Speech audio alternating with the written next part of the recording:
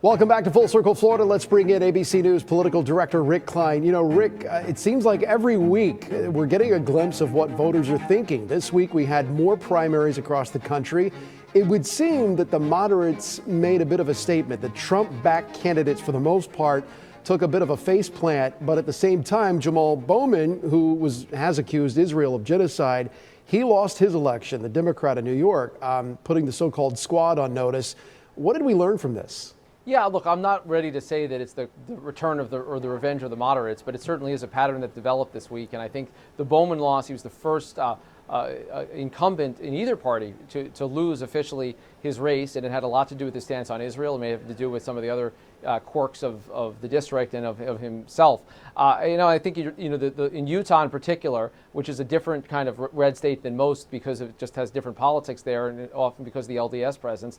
But yeah, a lot of the Trump-backed candidates fell far short. But this was also the week that Lauren Boebert won a primary in a district that wasn't actually near her old district. She moved to another part of the state and still is on track to continue to serve in Congress. So, the Trump endorsement isn't by itself anything, not any more than the endorsement of AOC and Bernie Sanders, as Jamal Bowman found out. Well, the Supreme Court, meanwhile, dueling headlines this week, and this is the time of year where they make a lot of news. They've been on quite the roll in the month of June, but this poll came out, AP Norc poll, 7 in 10 Americans think the Supreme Court puts ideology over impartiality.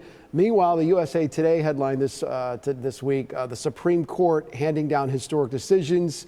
And they posed the question, is the third branch of government the only one that's really doing its job in an election year, because they have had several big decisions? Well, I think on the latter point, what's been notable has been the delay on the January 6th related case. If they hadn't taken it up at all, it's almost certain that Donald Trump would have already gone on trial for his January 6th actions. As it is, the delay means he's almost certainly not going to go on trial until after the election. That's an extraordinary thing, and in an area where inaction has resulted in real delay. I think on the partisan kind of nature or perceptions around the court, look, we've seen these very closely divided opinions. We've seen the addition of 3 conservative justices under Donald Trump entirely change the ideological makeup and in fact create probably one of the biggest disruptions from the court ever in the overturning of Roe versus Wade. And yeah, that is a big action, but it may not be the kind of action that people have in mind as coming from a court. So both of those things could be true, that the court is doing lots of things, but also increasingly ideological. Rick, I got 10 seconds left. We know we've got one debate. We've got another one set for September. Do you think there'll be a third before November? Well, look, ABC's got the second debate in September. We were told it would be the last debate, so selfishly, I hope that's true, but you never know with debates. You also know that if candidates want them, they'll do them. Rick Klein, as always, thank you for your insight. Appreciate it.